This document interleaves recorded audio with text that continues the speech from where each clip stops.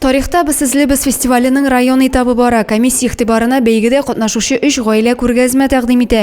Биредә аларның буыннан буынга тапшырылып килүче кадерле ядкәрләре, нәсел агачлары, аларның гаиләсенә генә хас кул эшләре белән танышырга мөмкин. Шулай ук жюрины әби-бабайлар рецепты буенча пешерелгән ризык белән дә сыйладылар.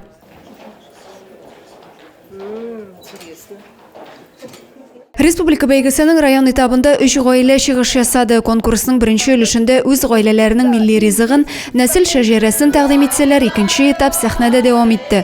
Һәр гаилә үз нәселенең килеп чыгышын риваятләргә нигезләнеп сәхнәләштерергә тиеш иде. Мөхәсимовлар гаиләсе татар һәм керәшеннәрнең туганлашып яшәвен күрсәтте.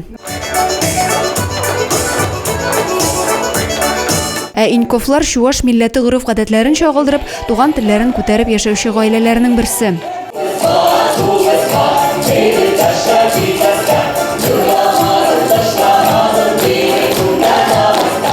Сальниковлар үз династияләрендә педагог булып хезмәт куйган әби-бабалары белән горурлануларын белдерделәр. Алар нәселенең гомуми педагогик стажы 220 елга якын.